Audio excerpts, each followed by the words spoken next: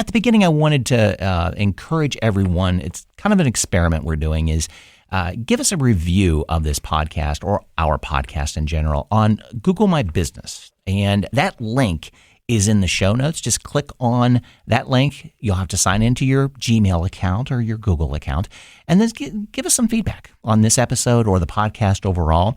We're trying to do an alternative to giving reviews in Apple Podcasts and just do it on Google. So the link is in the show notes. You'll have to sign into your Google account and give us a review. But one of the things that has always intrigued me and quite frankly burdened me is that seeing people stuck, seeing people trying something and failing at it, trying something and hitting a brick wall, whatever it may be, and really not knowing, well, how do I overcome this? How do I get to breakthrough? And the pursuit of that is what we do at Spirit of EQ. We are looking forward our way from Studio C in the 511 studios in the Brewery District, just south of downtown Columbus. This is Brett. With me, as always, is Carol.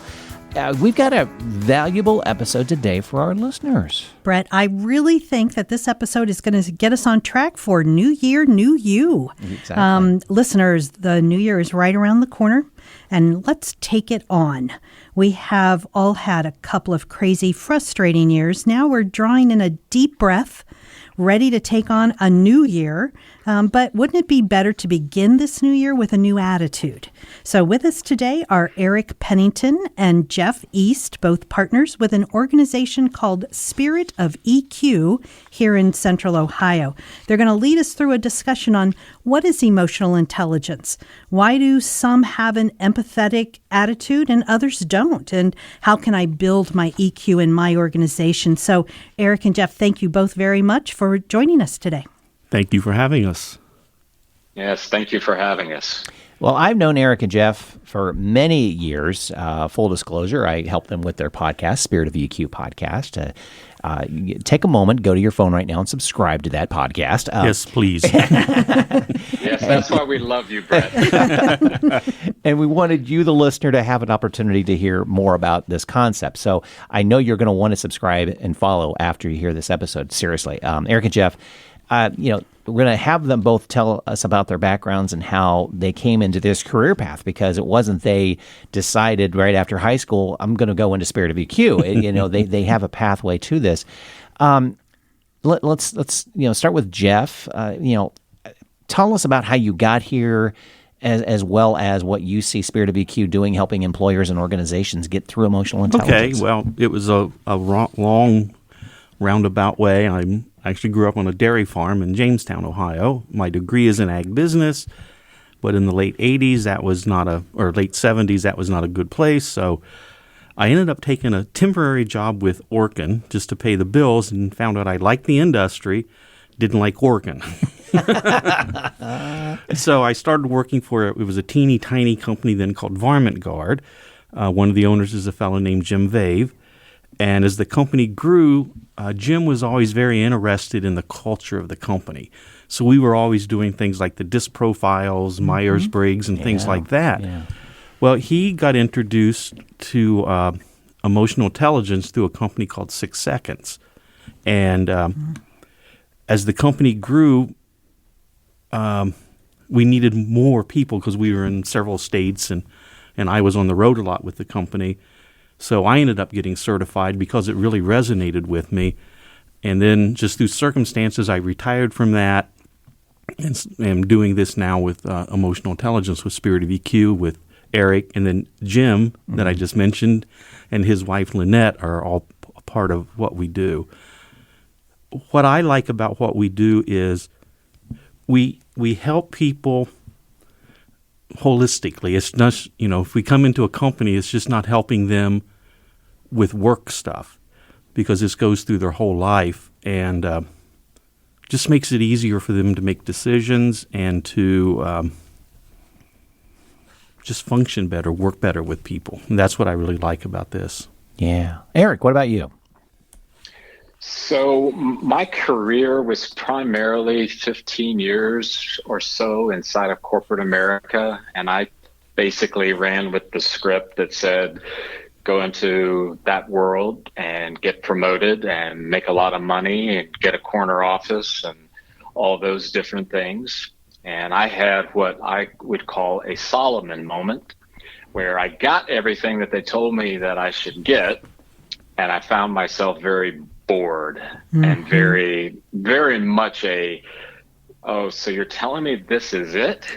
Yeah. Are you telling me I'm at my pinnacle?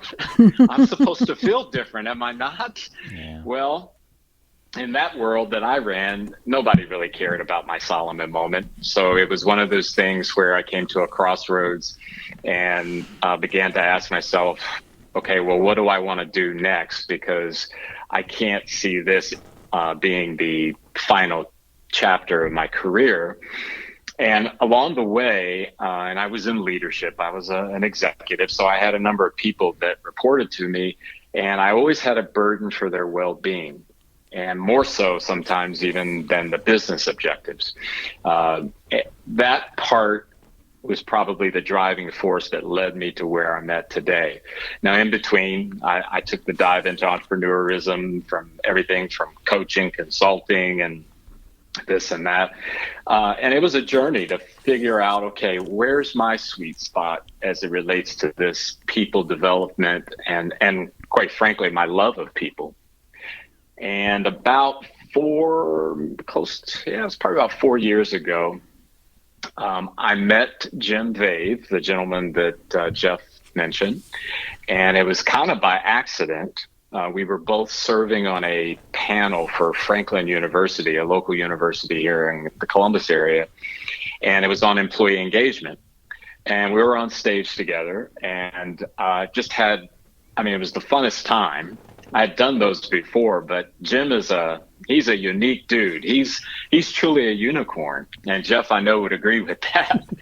And, yes, I've known him since '85. Yeah, so even more, right? So afterwards, we had that, hey, we should get together for coffee and we should talk about maybe how we could work together. And I'd heard that before so many times. And I was like, oh yeah, sure. Yeah, let's do that. And then he says, hey, I want to introduce you to my wife, Lynette.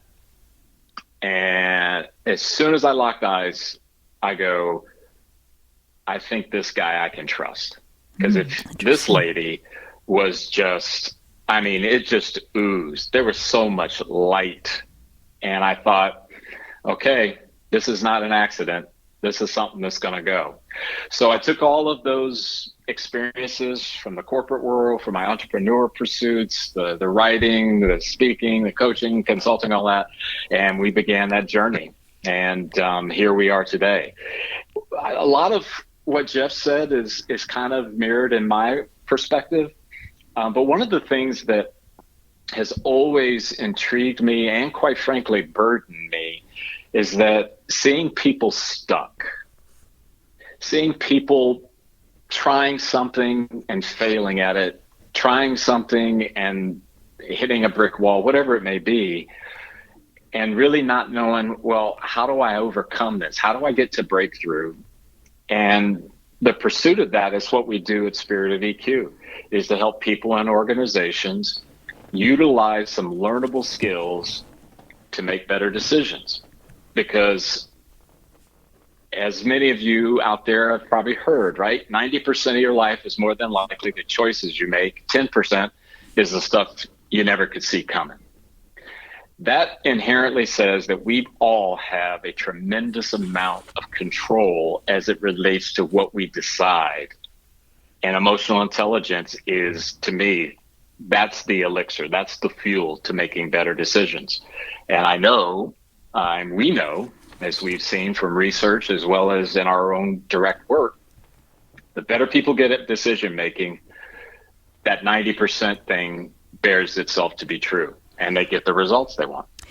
Eric, let me dive a little deeper into this because I have a psychology background, and I have to tell you, I'd never heard of emotional intelligence.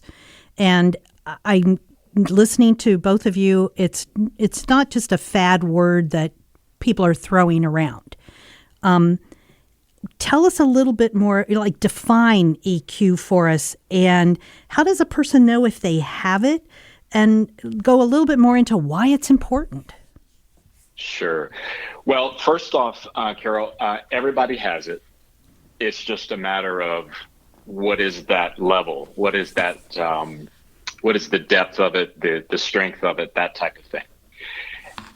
Emotional intelligence, and we always try to keep it very basic and straightforward, because there is neuroscience that speaks to emotional intelligence and where it comes from and how it works.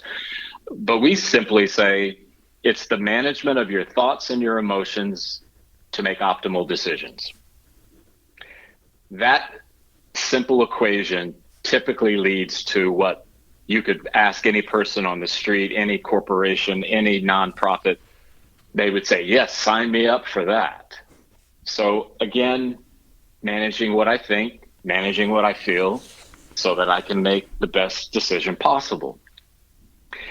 As it relates, and this is a key one, Carol, a number of folks take all these different random definitions and random concepts and apply it to emotions as human beings. If you grew up maybe with a mom that was very, very adverse to any type of conflict, you might have heard, don't get angry, don't lose your temper. You know, we have to keep it under control. So you may grow up and become an adult that says, ultimately, if there's any time a sense of anger, got to shut it down. The reality of emotions, they're chemicals in our brain. That's science. Now, they also happen to be, we would call neurotransmitters. They're communicating with us. So there really are no good emotions, bad emotions, positive emotions, negative emotions. They all are there and have been given to us to be allies, to communicate something, to help us have a better understanding about what's going on in a situation, going on with other people, going in a relationship, going on with business decision, all those things. Unfortunately, in America, we have this bad habit of basically mischaracterizing things. And what happens is you have people who they get angry, they explode. And why do they do that? Well, that's what my dad did. They get sad, they withdraw. They don't want to talk. Well, why do you do that? Well, that's what my mom did. Fill in the blank. There's all those different influences that led us to have these mischaracterized views, if you will, of what our emotions are. You go one more step, and I think the chemical reaction that you were talking about, I love the genesis story of what the 6 Seconds organization, where that name came from. Can you talk a little bit about that, Eric? Sure. Well, my reference point is when I grew up as a kid, right? So my mom and dad might say, okay, we're not going to do that. And it really was not something I liked. I didn't like that answer. So I'm getting a little angry. And I never forget, my mom would always just, a woman of few words. She would say, you better stop and think before you say anything. And it was good advice because she was really good at that look, the mom look. The mom look. And what would happen? That's where you better count to 10, you better hold, take some deep breaths. Because when an emotion comes about, that is a point in time when your body is releasing tons of chemicals, hormones, peptides. It's that emotional center, that says, okay, alarm, here we go. Now, the key is, and where 6 Seconds derived that name, is that if you count to about 6, this is not purely scientific. I mean, it's for some people it's 4, some people it might be 8. But if you count, that allows all those chemical hormones and peptides to calm down, if you will, to subside. Then we can make a better decision because we're not in the midst of all this alarm that goes off. And I think, and Jeff says this very well in time past in our some of our podcasts, is that it's kind of like that freeze, flight, fight thing, That's what's happening. And if you make a decision in the midst of that, it's going to be very compromised. If not, it's going to lead to a terrible outcome. All right. Well, and Jeff, we've talked about, emotional intelligence and the definition of it, and we've been focusing on the individual. What's important for this aspect for an organization collectively now? Well, what happens in an organization that is embracing emotional intelligence is that the individuals learn more about themselves, and then that kind of transforms the company. Our model of emotional intelligence has 8 competencies, and I think the most important one is called the noble goal. The noble goal is not a goal like individually become a millionaire or with a company, to be the biggest whatever kind of company. It's what you want people to say afterwards. This company that I worked for was just so fantastic of the way they treated people.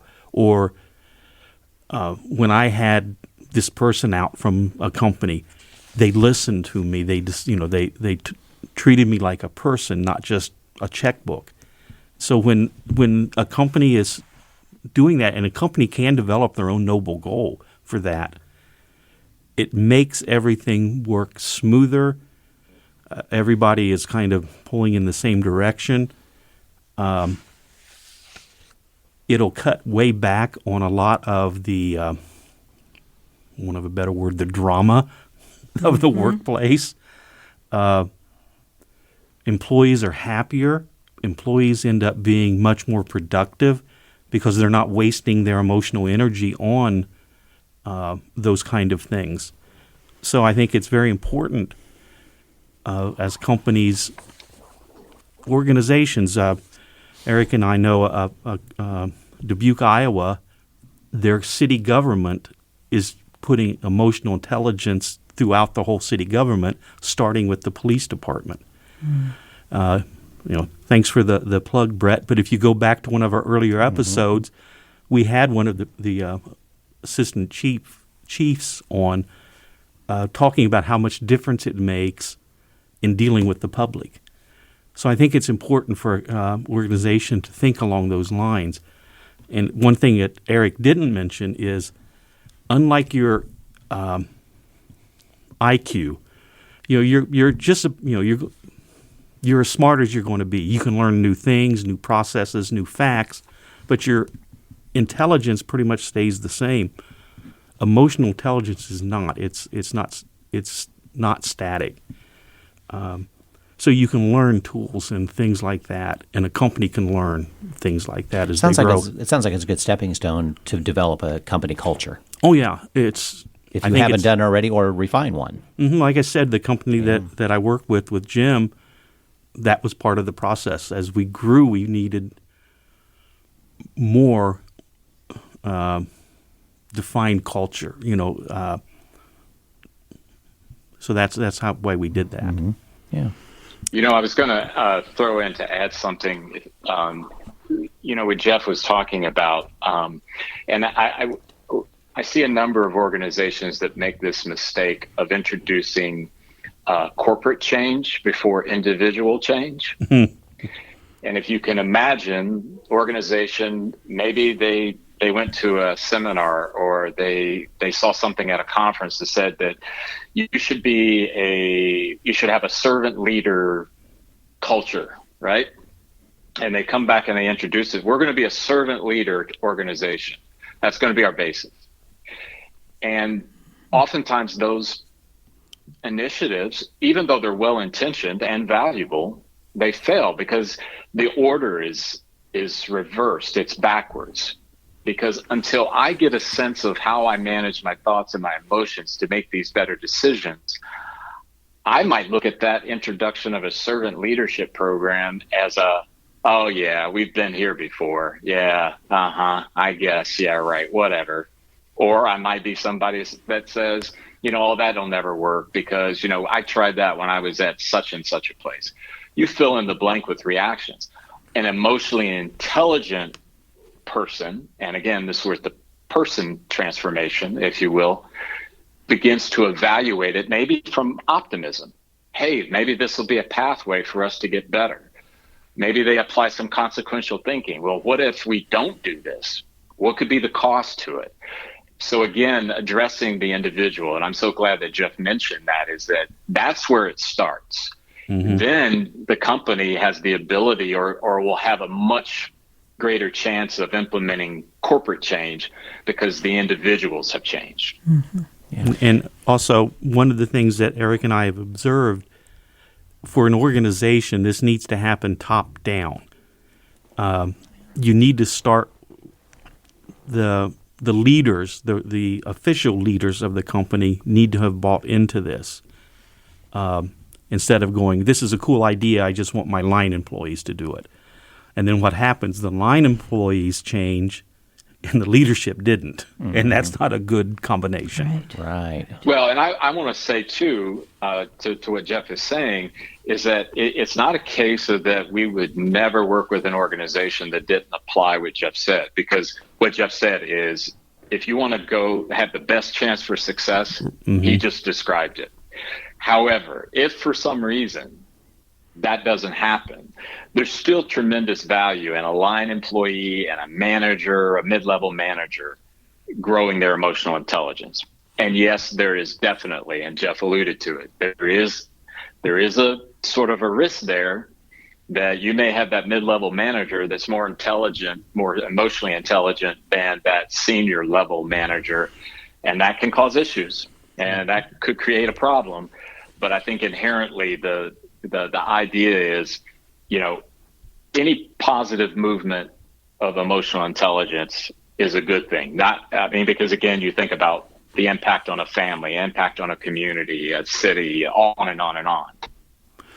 One person could have an impact. We have some people that have done it just individually, not really anything to do mm-hmm. with their corporation, the company they work for, and they're going to be a change maker mm-hmm. in the business.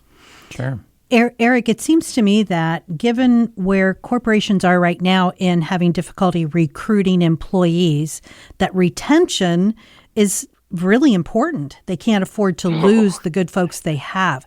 So it sounds like this would be an incredible opportunity for employers to make change in their organizations.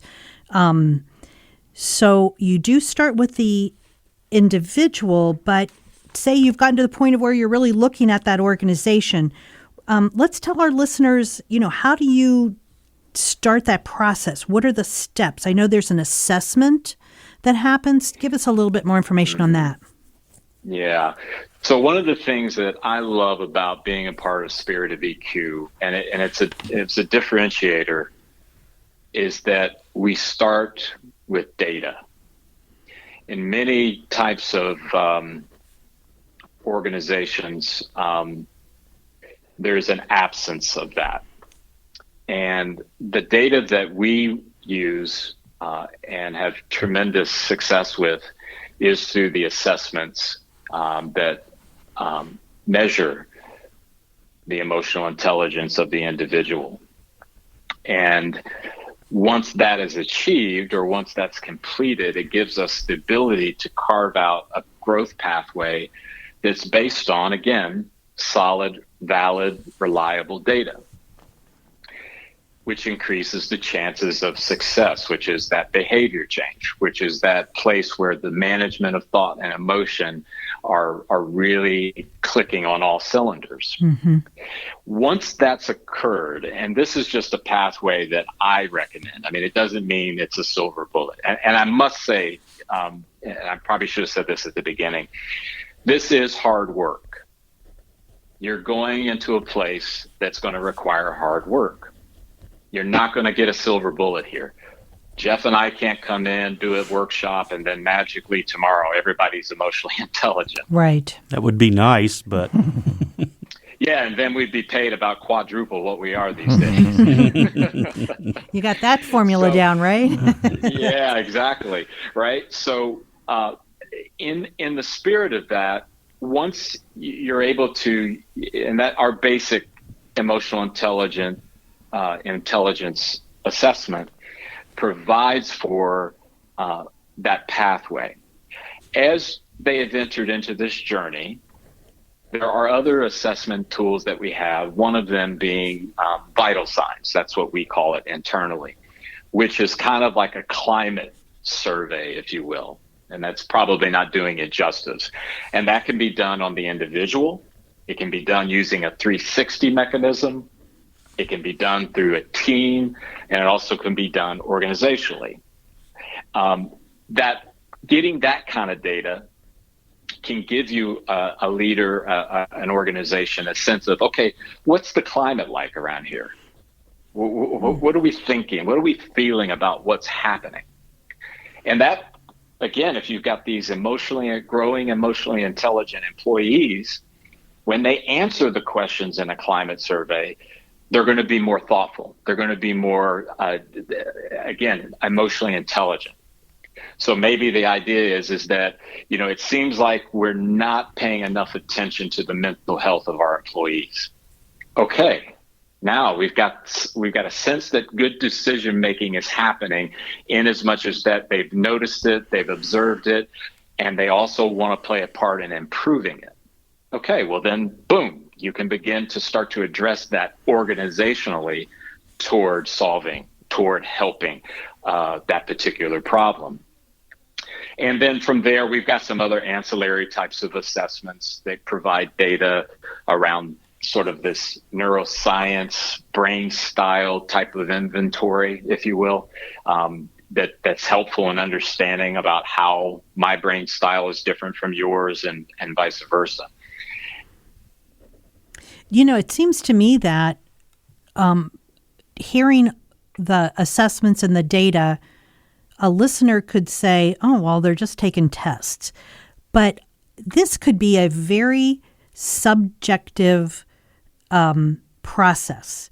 But doing the data makes it much more objective so that you can deal with people fairly. And yes, and Carol, I would also say within that, we very rarely do off sort of ad hoc assessments, meaning organization A says, hey, I need some emotional intelligence around here, and we want to do some assessments. And we do it for them and give them a debrief, and then we say, thanks very much, have a nice day. Mm-hmm. I'd say 95% of our engagements are rooted around a long-term commitment to work together. Because if information, data, was enough, oh my gosh, I don't think we'd have virtually any problems, right? True, We've got all kinds of data everywhere. But what we know is that to move to behavior change, that is a journey and it takes time. Mm-hmm. And our programs are rooted in, we start with the data and then we carve out in concert with that organization a pathway for the employees to move to behavior change. One example, very, very simply and quickly, is one of our competencies is increase empathy. And empathy is a big deal, regardless pandemic, pre-pandemic, post-pandemic, whatever you want to call it, right? So a person can get data that says that their empathy level is really, really low. Okay, well, you could say, well, then, okay, go be more empathetic. Sorry, doesn't work that way. That's a journey. Mm-hmm. That's going to require work.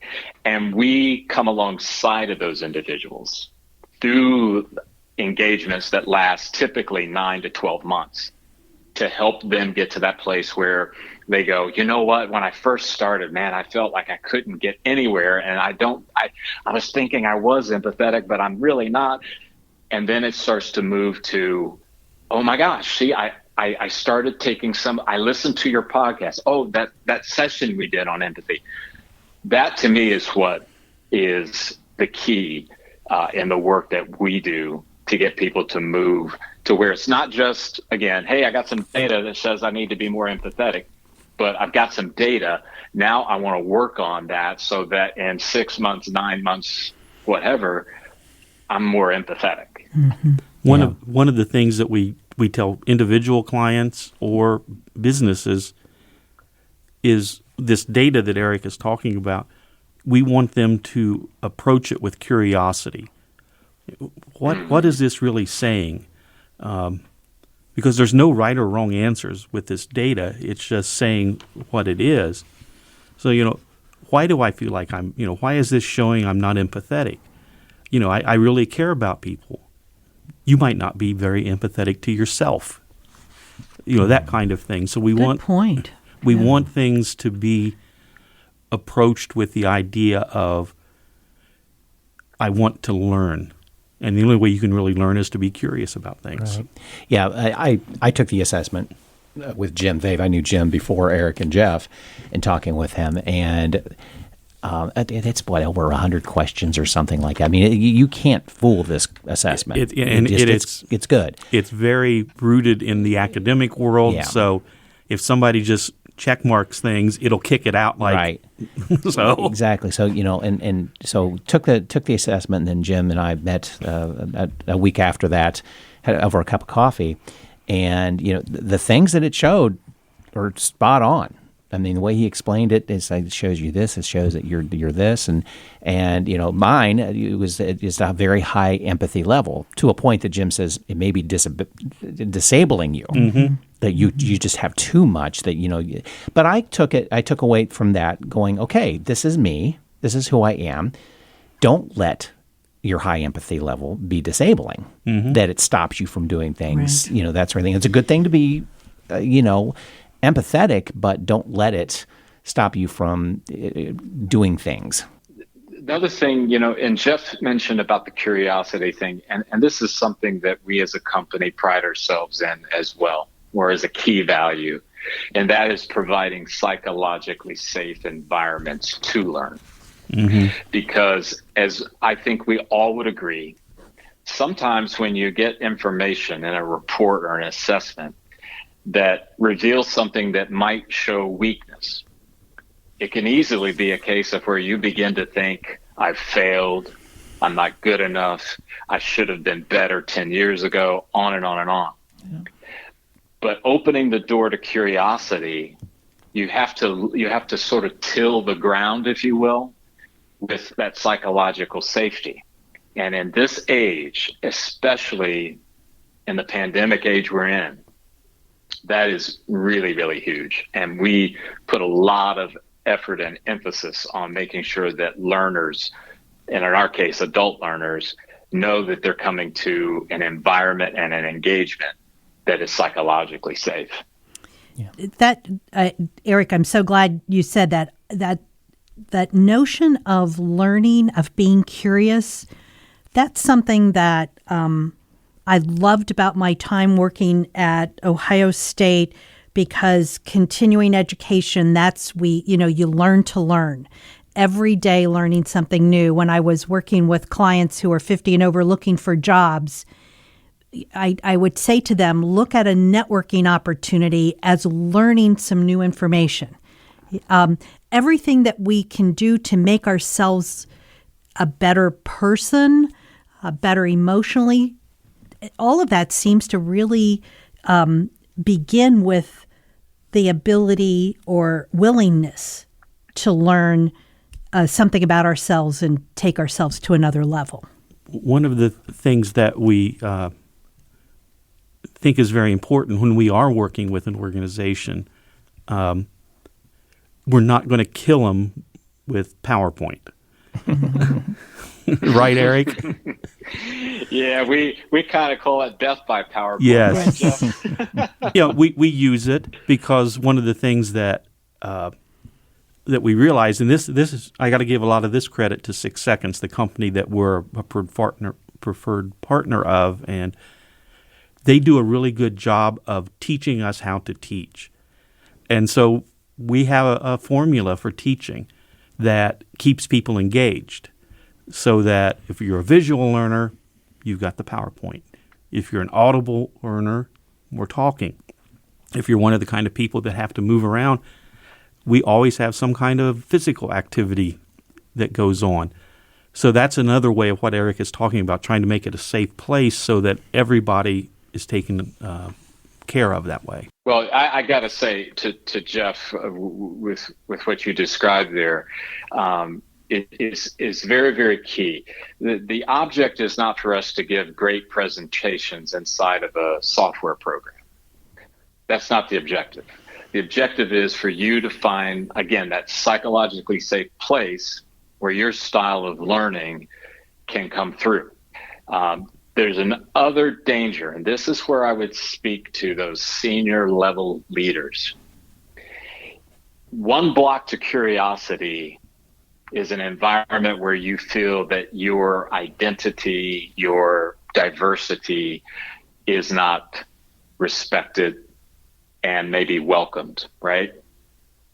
And I know there's a ton of conversation out there about diversity, but I'm speaking to that place of senior leader. Think about that mid-level person, if we want to call it that, who hears us talk about the importance of managing thoughts and emotions, and we want to be more emotionally intelligent, but their direct boss pays no attention to them, won't make eye contact with them when they come in the morning or when there's a call. There's no, that kind of stuff is a block to that curiosity and that learning.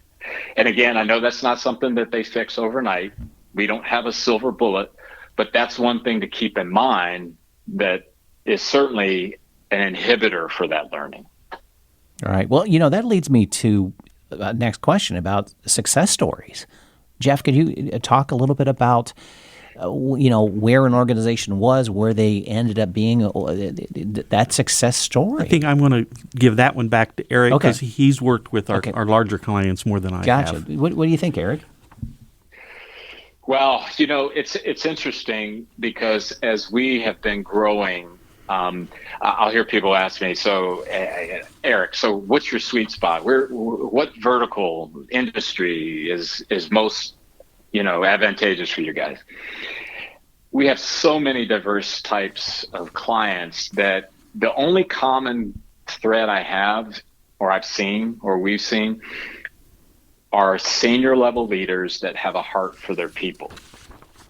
That's the common denominator. That's the thread.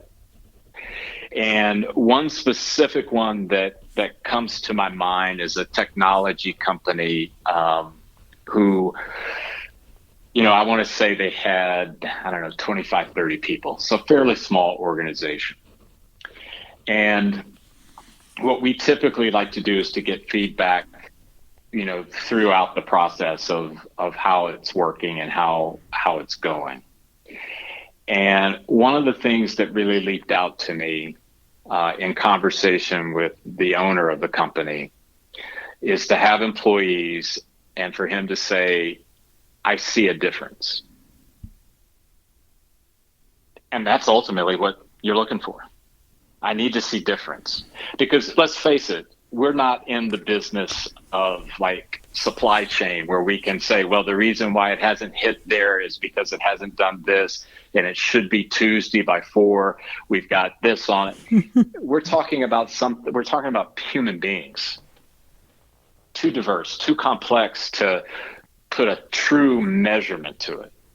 Some of it is purely about what am I seeing? What's different about Jeff today versus what he was 6 months ago? Now, we do have tools to measure, and we do. So another example would be a mid-sized fire department that we work with, that we were doing a session on emotional literacy, which is one of our competencies in our model. And we get to the end of the session, and one of the people in the cohort says, yeah, I have a question. And she goes, well, what do you do if you get to the end of your day and you get home and you got nothing left? Now, initially, I started thinking to myself, oh, I've heard this before. This is somebody who's a workaholic and, they work. And then when they get home, they have no time for children or spouses, partners, whatever. But it wasn't that. She said, I just dread it. And I said, what is it that you dread about? It's because my mother-in-law lives with us. and she's just exhausting. And I just have nothing, because she sucks all this out of me. And I said, okay, kind of convenient, right? Because we were talking about emotional literacy. Let's think about some of the emotions that you felt or you feel when you're driving home, where you're feeling like I got nothing left. And she says, well, there's certainly anger, probably a little apprehension, and, some fear and frustration. And I go, all right, is it okay if I just kind of pull one of those out and we can talk? She gives me permission. And I said, tell me about frustration. What is it saying to you? Because we were talking about emotions are communicators, and silence. And I'm looking at her, and then she says, it's telling me I don't want her to live with us. And I said to her, I said, look, I'm not telling you what to do. You got to determine what the next steps are. But at least now it's clear for you. And it was frustration that helped you come to see that. I could have floated out of there. So those would be two that come to mind. Yeah. Well, it's got to be rewarding to see the realization of these little pieces to help somebody walk away feeling better, to understanding why they're feeling what they're feeling. Mm-hmm. That's got to help. Well, yeah. And Brett, think about this. And for those that may be out there with organizations and says, oh, okay, great for her. She now understands she doesn't want her mother-in-law to live there. But think about this. With her identifying what the problem is and maybe starting down the path of wanting to address it, what impact does that have on the organization? Mm-hmm. That's where the gold is. Because we've made the mistake over the years of thinking, well, you've got to keep your stuff from home at home. And it stops at the door. Exactly. It stops at the door. Exactly, yeah. Right? And even as much as we have evolved, if you will, to where now we are more interested in, but it's messy stuff, right? But I would just say from a vision standpoint, what happens when she solves that problem? Or when she has a better view of it? Mm-hmm. Or when she drives home, she's not thinking, oh, I should dread this. Could it have impact on your customers tomorrow morning when they come in? Because they're getting better, they're learning, they're growing in that emotional intelligence. What impact does that have on productivity? And to what Carol said, what impact does it have on retention? Oh my gosh. Eric, it also seems, though, that sort of indirectly, you've given her the tools to think of her family as an organization and her ability to deal emotionally with issues that are going on in the family organization. Exactly. And Jeff said it earlier, holistic. Mm-hmm. It's not just about making you a better business analyst, a better senior level manager. It's about addressing the things that comprise all of your life. And to your point, Carol, absolutely. So then when you're looking at all of these individuals, the organization, the leadership, the chances of getting everybody on the same page at the same time is pretty slim. But don't you need to sort of, I hate to use this term, but corral the cats going in one direction so that organization can reach that level of EQ? And, are there secrets that you're using, like tricks up your sleeve to make that happen? Well, I think, Carol, the reality is what you said there at the beginning. The chances of you getting everybody in perfect harmony is very low because it's so dynamic in nature. Mm-hmm. However, can I add one thing here? Like we said before, emotional intelligence is not set. So if you take the assessment on a day that you're in a period where everything is going really well for you, you're going to score higher in emotional intelligence. If you take the assessment on a day where you've had, or a month where you've had difficult things, it's going to be a lower score normally. So it's not. So your high performer on Monday next Monday might be your lower performer because of something that happened. And even if just by some luck of the draw, you got everybody on the same page today, the chances of them still being on the same page by tonight would again be slim. So. Exactly, yes. Well, you know what? I'm gonna play a little bit of the contrarian, if you guys will allow me this. And Jeff and I have had this conversation before, so he's used to me being the contrarian. Think about it this way: as much as what Jeff was saying is true in the sense of the variability, right? It still can't be lost that if the individual is in a practice intentionally working on themselves, it's kind of like muscle.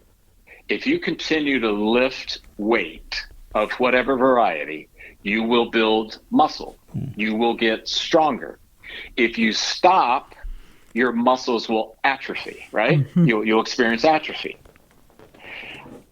I know we're not going to get everybody on the same page perfectly, but boy, I got to tell you, you show me someone who's committed to intentionally work on themselves, even if they do have that, oh, it was a bad day when I took the test, their ability to regroup, rebound, and refocus is a whole lot better than if they don't. Right. Well, another thing in that is if you've got an emotionally intelligent organization, group, team within a group, whatever, if somebody is having that rough time, the other members of that group will be able to help them in a lot of different ways. It could be just having empathy and letting them be that way for this time period. I think that goes back to the notion of because we're willing to learn and taking all this information in, it's coming in easier and allowing us to deal with it easier so that we could take care of those good times and bad times. Yeah. I really firmly believe, Carol, that idea of that learning, right, is fuel for the matter. And quite frankly, this is the danger that organizations, and we've seen it in some of our past clients, they do the experience and then they stop. And the reality is emotional intelligence is not to solve all issues of leadership and all issues of organizational development, all that kind of thing. It's one of things that are in our toolbox, but it has to be constant. It can't be, we had this experience 2 years ago on emotional intelligence. Oh yeah, I remember that. We had Spirit of EQ come in and they did this and they did that. That's a and sure boy, sign was that fun, right? Yeah, exactly. And here's the thing. Our clients don't put us on retainer forever. We get that. But the reality is that it should always be a constant, because that analogy of the muscle is really apropos here, because if you stop, your muscles will you'll lose muscle. So the idea is don't stop. All right. Yeah. So, we're getting toward the end here. Through what we've gone through over the last now couple of years, have the strategies working with organizations, working with this with spirit, with emotional intelligence, Spirit of EQ changed any? I mean, now that we're working away from the office and the virtual apps are in play, it's a different dynamic. Has what you've done and are doing with organizations and individuals changed a bit? Well, one of the things is we have had to switch to Zoom meetings, Zoom training, and they're still very, very valuable. But I think you lose something because a lot of communication is the nonverbal, intuitive. I don't know what the best way to describe it, but I think Eric will say the same. When I'm leading a class in person, there's a whole different energy for me than if I'm doing it on Zoom. Would you agree with that, Eric? Oh, certainly. And I also think, to your question, Brett, we've also had to be much more sensitive to the levels of anxiety that the vast majority of employees individuals are experiencing. That psychological safety that I mentioned earlier, the emphasis there. And we always had our radar on about those things pre-pandemic. It's just that now it's even more intentional in letting that individual or that group know.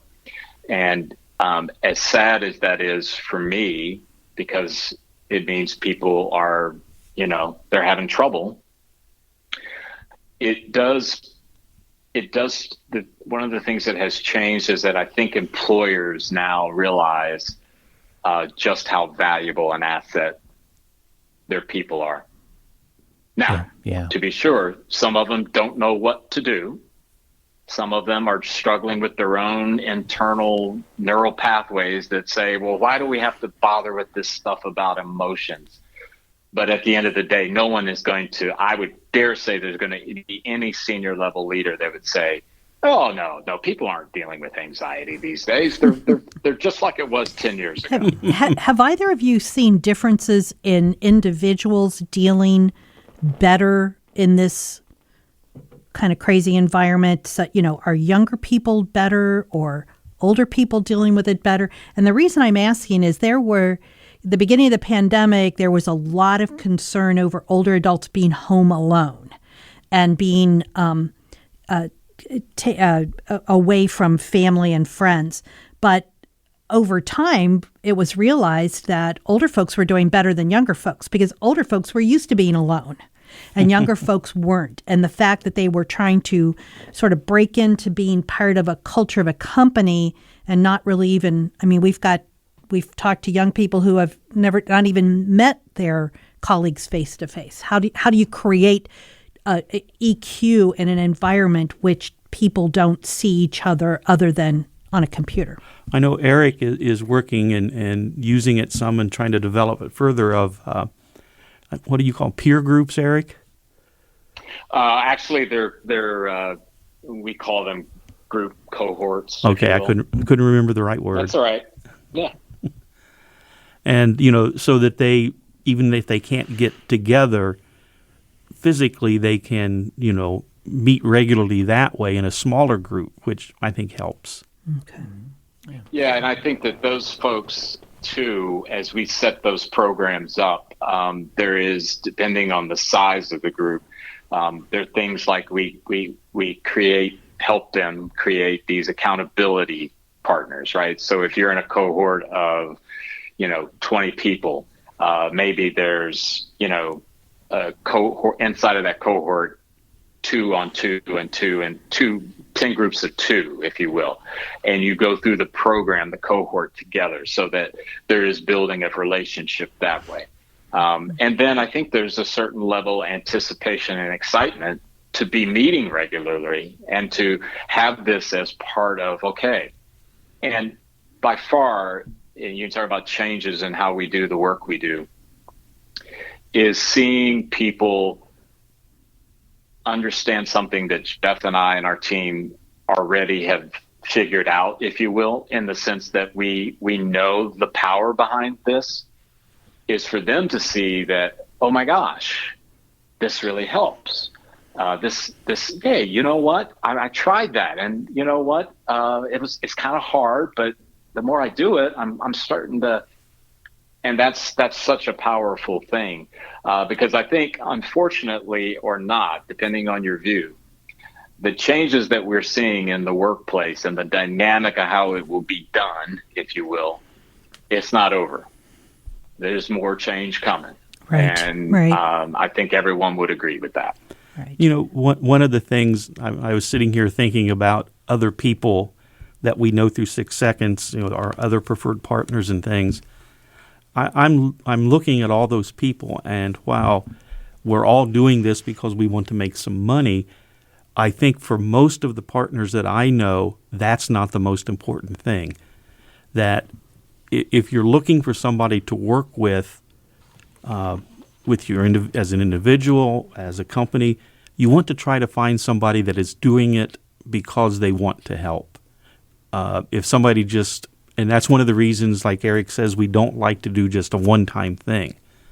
which is a lot. You'll get that a lot. Somebody just wants the money to do the assessment and then, wish you good luck.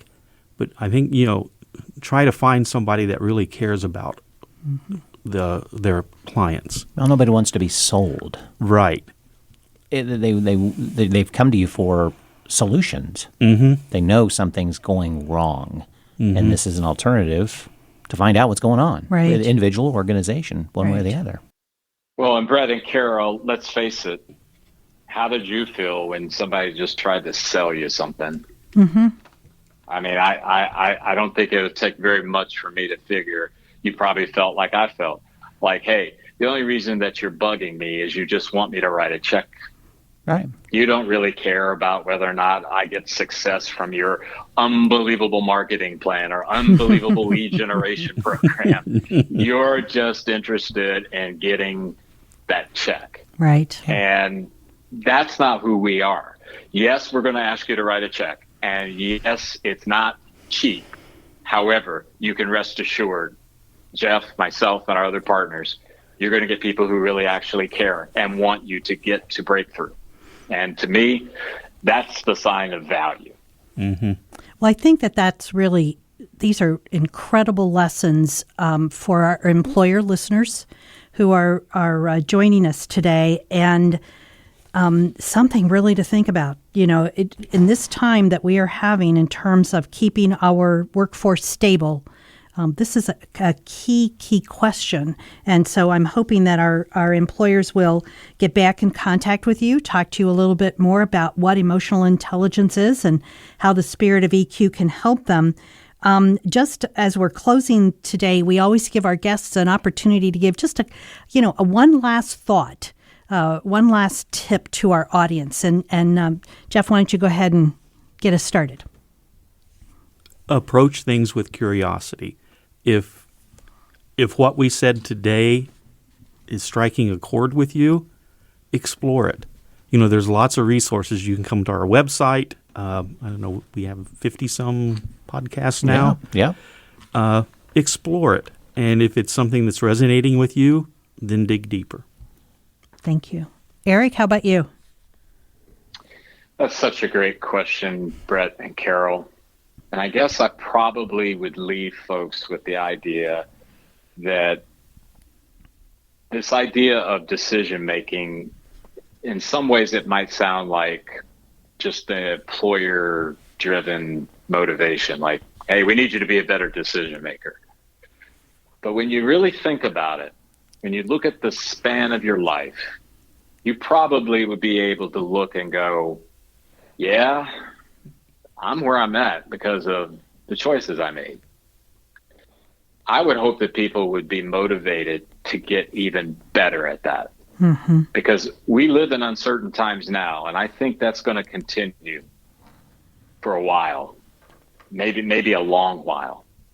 So why not get to the place where you can or get in on that journey of getting better at making choices, those decisions, so that navigating this uncertainty becomes much more efficient, much more productive, much more valuable.